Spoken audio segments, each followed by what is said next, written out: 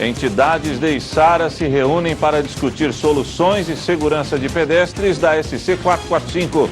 Primeiro caso de uma pessoa que foi obrigada pela Justiça a fazer exames para diagnosticar o novo coronavírus aconteceu no Distrito Federal.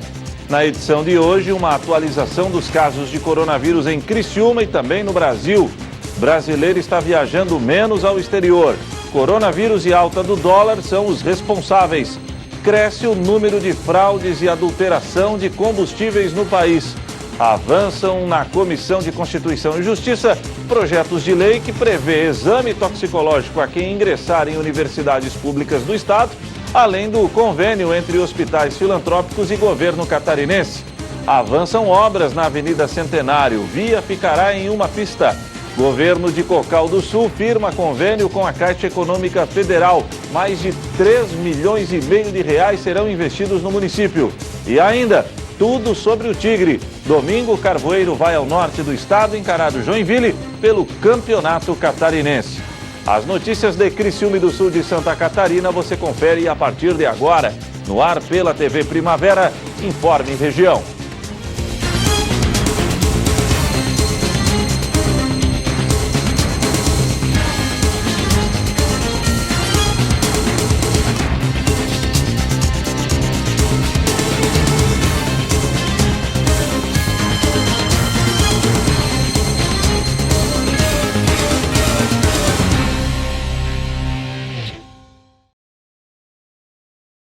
Hoje, quarta-feira, dia 11 de março de 2020. Para você que sintoniza a tela da TV Primavera, boa noite.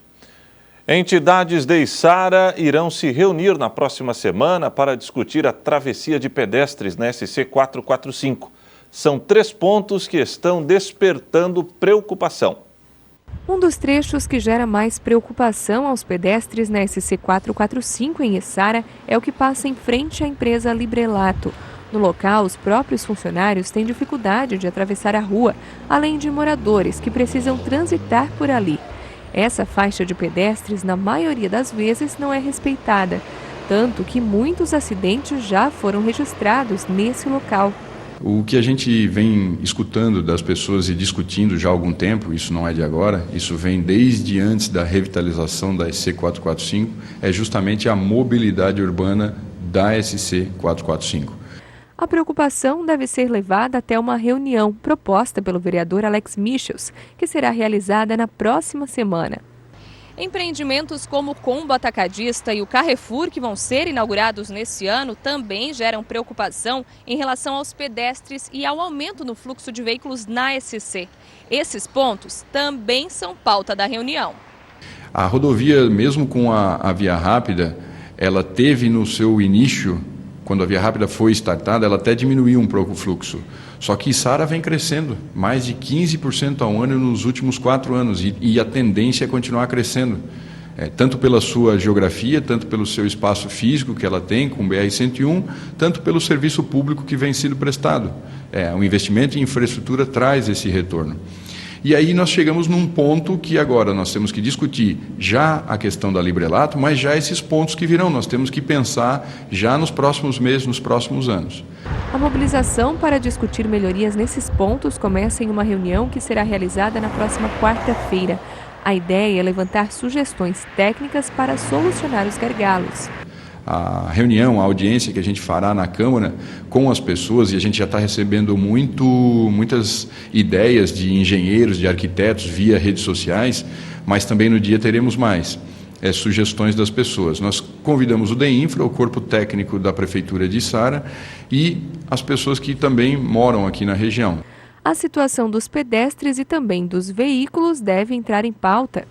A ideia é discutir em 2 pontos. O primeiro, curto prazo. O que a gente faz para dar mais segurança para o pedestre? Segundo, agora foi atropelado mais uma pessoa. Por quê?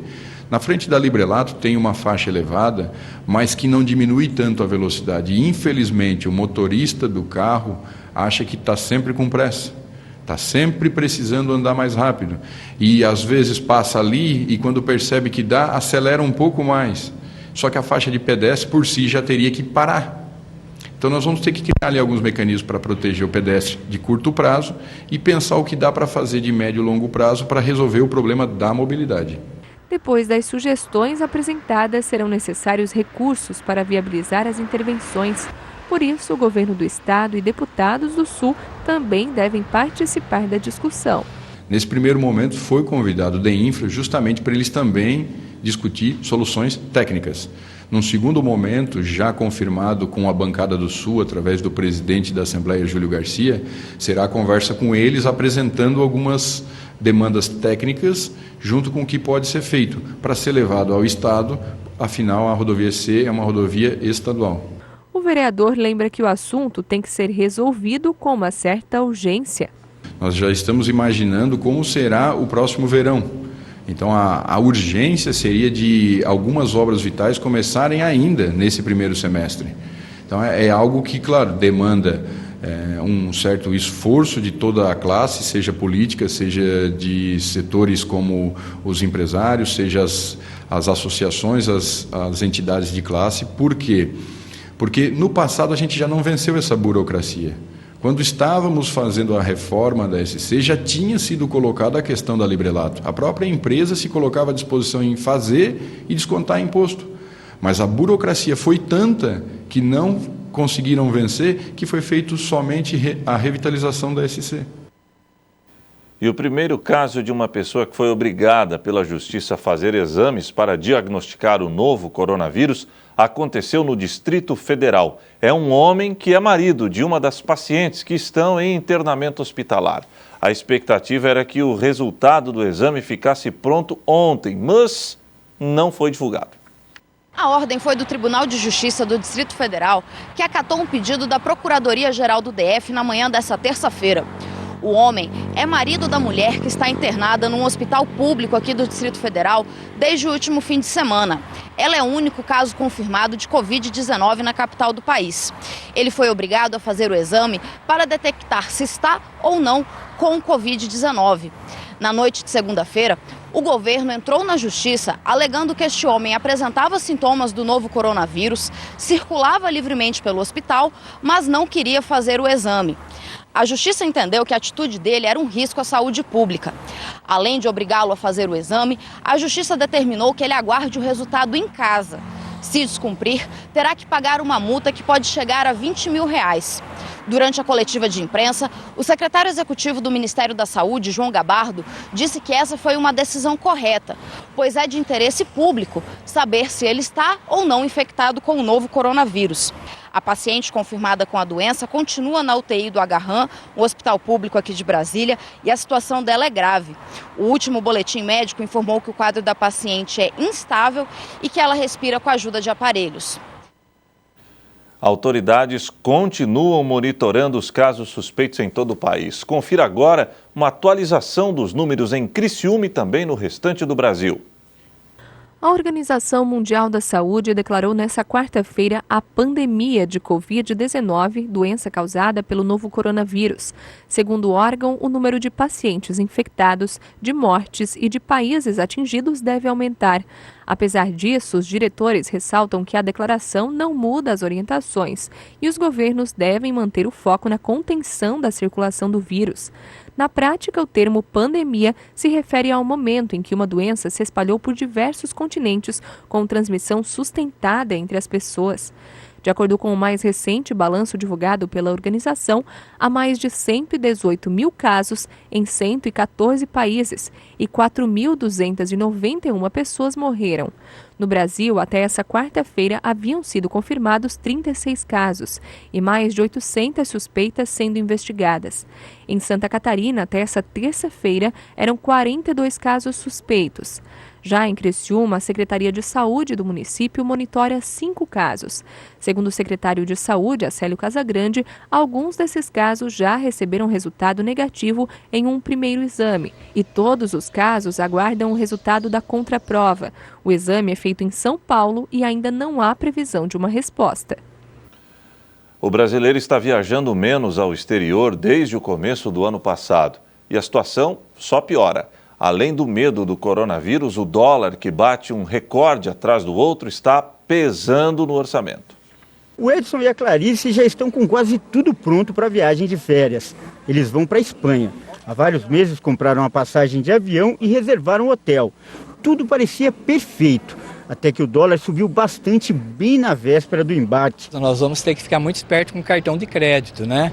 Fazer as compras de uma certa forma com o dinheiro, usar o cartão sim, mas quanto menos, porque se oscilar para mais, a conta fica mais salgada ainda. Enquanto uns estão indo, outros estão voltando. O Renato acaba de chegar dos Estados Unidos. Ele passou as férias em Las Vegas, também planejou todos os gastos, mas no meio da viagem o dólar subiu. A gente teve que reduzir um pouco as despesas, né?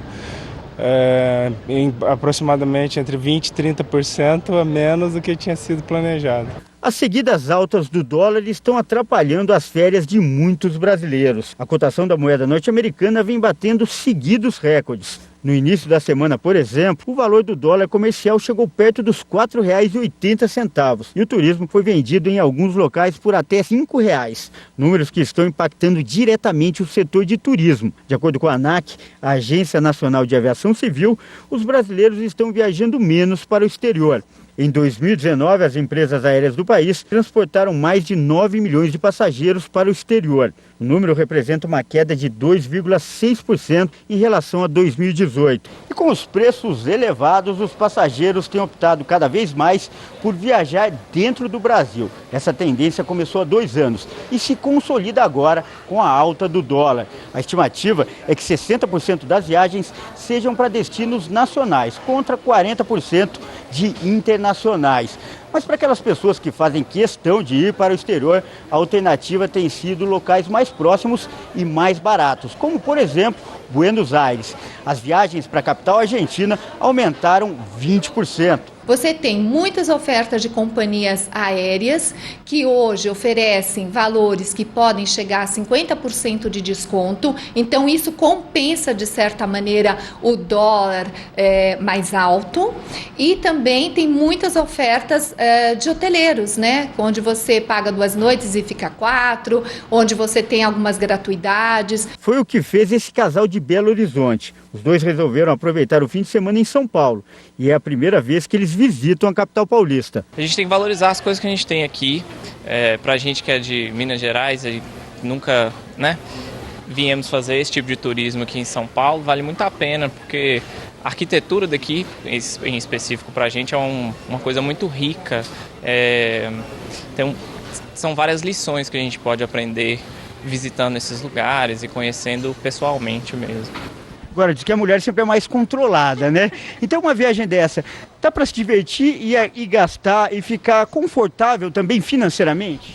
Eu creio que sim, a gente se planejou bastante para fazer essa viagem, um negócio com mais antecedência. Acho que quanto mais se planeja, mais você consegue economizar.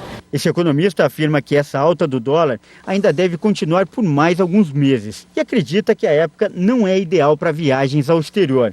Mas para quem já comprou a passagem, a dica dele é investir mais em programas culturais e gastar menos com compras. E evitar, de fato, uma nova compra, um novo gasto em consumo, enfim, coisas que nesse momento podem ser totalmente desnecessárias. Aproveite a viagem, aproveite o ambiente cultural novo que está sendo envolvido, o nosso turista que tem realmente muita alegria de participar e ter contato com as pessoas. Só lembro para evitar aquelas aglomerações, porque realmente o coronavírus é uma realidade. E como sempre, teve gente que se deu bem com a alta do dólar. O Victor, por exemplo, vai embarcar para Miami. Nos próximos 6 meses, trabalhará como garçom em um cruzeiro. E o melhor, receberá o salário na moeda norte-americana. Sim. Para mim, no caso, foi bom, né? Porque trabalhando lá e recebendo em dólar, quando eu voltar para cá, eu vou ter um dinheiro a mais, né? Nem para todo mundo foi ruim, então, né? Verdade, para mim já foi vantajoso. A seguir, avançam obras na Avenida Centenário. Alguns trechos da via chegam a ficar em meia pista.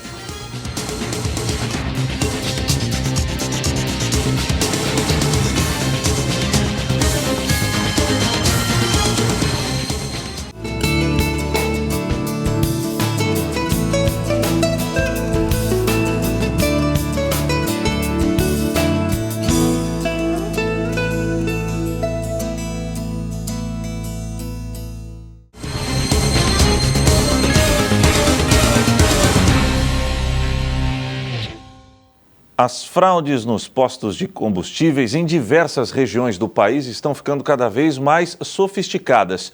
E para facilitar o esquema dos criminosos, a maioria dos consumidores não presta atenção e recebe menos combustível do que pagou. Veja na reportagem.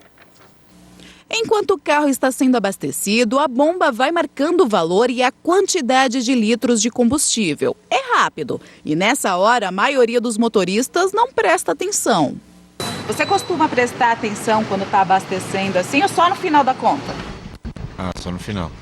Não presta atenção quando está correndo o visor? Não, só no final. E você acha que quando você abastece nos postos está certo o valor ali? Eu tento acreditar, né? Pois é, os golpes em bombas de gasolina são muito comuns e o número de interdições em postos de combustíveis aumentou quase 90% em 2019. A tendência, por incrível que pareça, está aumentando as irregularidades encontradas. Tá? E muitas dessas irregularidades são lápis que são rompidos, tá? Que têm acesso ao mecanismo, tá? E também o erro encontrado, que chegam a ser até 10% o volume. Em 20 litros falta 2 litros, uma coisa bem absurda. São dois tipos de golpes mais comuns. Um que altera a qualidade do combustível e outro que altera a quantidade, o litro cobrado. Uma fraude como essa pode fazer com que o consumidor perca, em média, 2 litros a cada 20 indicados no visor. E um posto, dependendo de quantos litros vende por mês, pode faturar até 30 mil a mais todo mês. Quando a gente vê a irregularidade, a gente retira essas placas, né, apreende essas placas e leva para o nosso laboratório. No laboratório a gente faz a perícia com mais cautela, com mais precisão, e essa perícia mostra o quanto essa bomba podia estar fraudando o consumidor.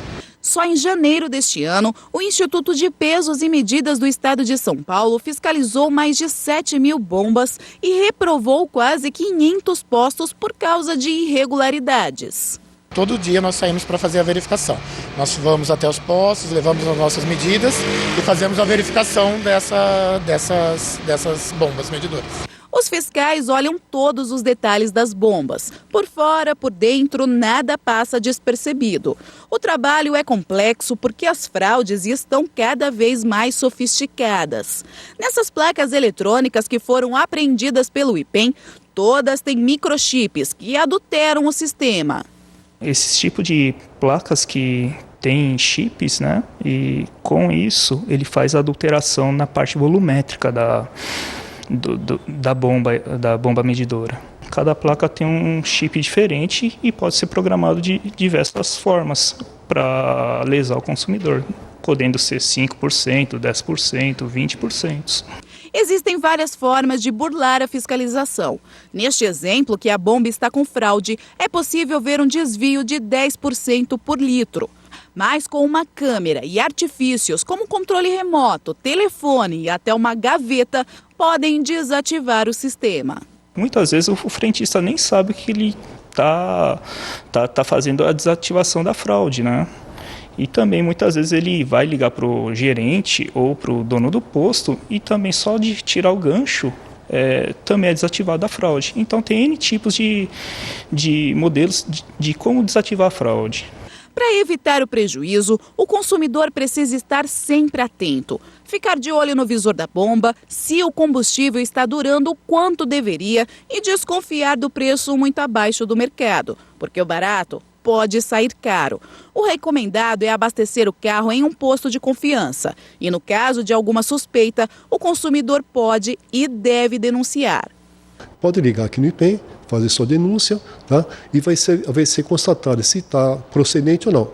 O ano passado, tá, de quase 1.000 demandas referentes a bombas de gasolina, teve quase 20% de procedente. Então o consumidor é um aliado na fiscalização. Se ele desconfiar, ele tem que ligar e fazer a queixa dele. O Rogério sabe como fazer valer o dinheiro dele e o direito de consumidor.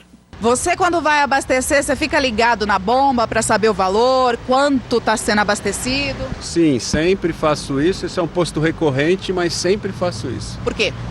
Porque é importante. Hoje em dia existe bastante fraude, principalmente na qualidade do combustível e ar na bomba. Então a quantidade de litro que entra é diferente da quantidade de litro que está aparecendo. Então a gente sempre tem que olhar. Tá esperto. Tem que ficar. Avançam na Comissão de Constituição e Justiça projetos que são os seguintes: da lei que prevê o exame toxicológico a quem ingressar em universidades públicas do Estado e também o projeto que prevê um convênio entre hospitais filantrópicos e governo catarinense. A Comissão de Constituição e Justiça teve uma longa pauta de votações. O colegiado votou o projeto de lei que obriga candidatos ao ingresso em universidades públicas estaduais a realizarem exames toxicológicos. A matéria foi relatada pela deputada Paulinha, que apresentou um parecer contrário ao texto. Já a deputada Ana Campagnolo apresentou um voto vista. Como o voto da relatora tem precedente, foi colocado em votação e derrubado pela maioria. Por isso, foi votado o parecer de Campagnolo pela aprovação do texto, que foi acompanhado pela maioria do colegiado. Eu absolutamente concordo com a tese de combate às drogas. Isso eu não discuto, mas a gente tem que pensar no método. Que tipo de sociedade nós queremos construir? Uma sociedade preconceituosa, discriminatória? É isso? Que separa esses ou aqueles, os melhores ou piores? É óbvio que a gente não pode amparar o uso da droga ilícita, mas a gente tem que combatê-la com inteligência. Nós temos um parecer, um entendimento diferente da relatora, a deputada Paulinha, que acredita na inadmissibilidade do projeto. Nós vislumbramos também o interesse público evidente e a competência do Legislativo de legislar sobre saúde e educação, que está intrinsecamente ligado ao que afeta esse projeto. Agora, a proposta será analisada pelas comissões de Educação e Prevenção e Combate às Drogas. A CCJ aprovou também um projeto de lei que trata sobre convênios entre hospitais filantrópicos e o governo do Estado. O texto permite a dispensa de declaração negativa de débitos federais na celebração dos convênios.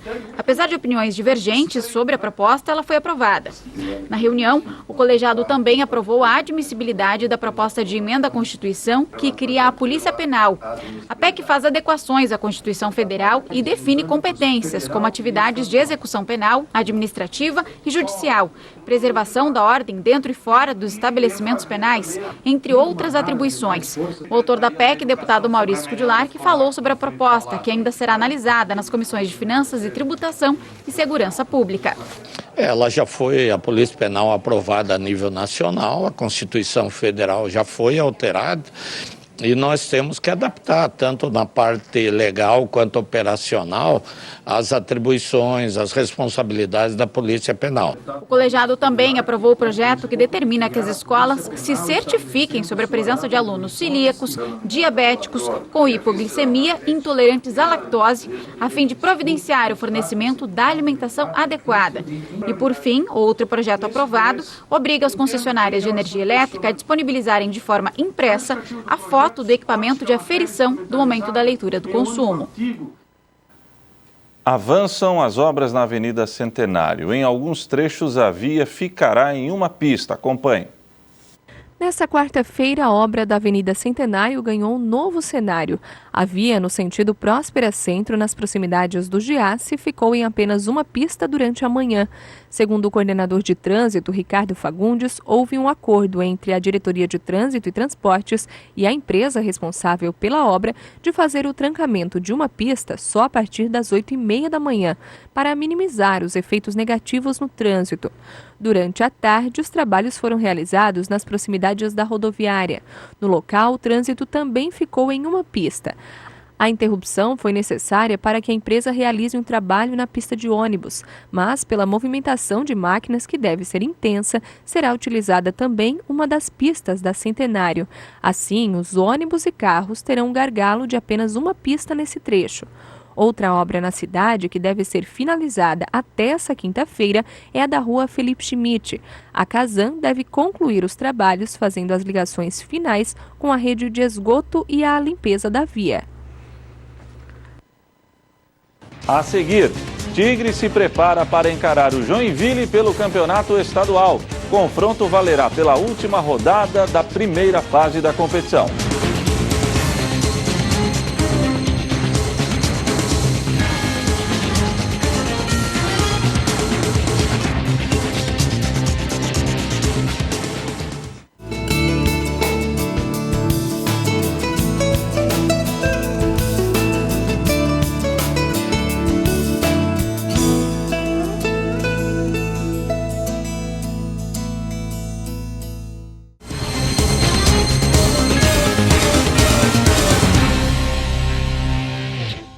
Cocal do Sul e Caixa Econômica Federal firmaram parceria que irá promover obras estruturantes no município. Confira. Depois de muito empenho e foco no desenvolvimento econômico e na prevenção, o governo municipal de Cocal do Sul conseguiu firmar o contrato junto à Caixa Econômica Federal por meio do Finisa no valor de R$ 3.650.000. O ato oficial da assinatura ocorreu entre o prefeito Ademir Magaim e os profissionais da Caixa e contou com a aprovação da Câmara de Vereadores. O Finisa permite investimentos em infraestrutura, meio ambiente, entre outros projetos. Conforme o prefeito cocalense Ademir Magaim, o objetivo do município com este recurso é ampliar a área fabril e investir na prevenção às cheias. O projeto é investir na aquisição da 4ª área industrial para fomentar cada vez mais o desenvolvimento econômico do município, bem como projetar melhorias no trabalho de contenção de cheias em pontos críticos da cidade. Agora o esporte. O Tigre segue se preparando para encarar o Joinville pelo Campeonato Estadual. O confronto valerá pela última rodada da primeira fase da competição e será disputado domingo no norte do estado. No final de semana, o Tigre estará em campo para disputar um dos clássicos mais tradicionais do estado. Diante do Joinville na Manchester catarinense, o Carvoeiro tentará uma vitória para ficar entre os 4 melhores da competição, o que daria vantagem de decidir vaga para a semifinal do estadual em casa. Por isso, a partida está sendo tratada como muito importante. Tarefa para Roberto Cavalo escalar um time competitivo. Isso se esse cidadão aí deixar. Ricardo Furtado, apesar de pouco conhecido pelos torcedores, tem peso na escolha dos titulares.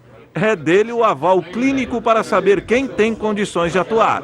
A gente sempre avalia todos os atletas, faz um relatório para a comissão, a gente tem um relatório diário do departamento médico que a gente passa todos os dias, a gente passa para a comissão técnica, sempre no final do dia a gente passa o relatório de todos os atletas para a comissão técnica.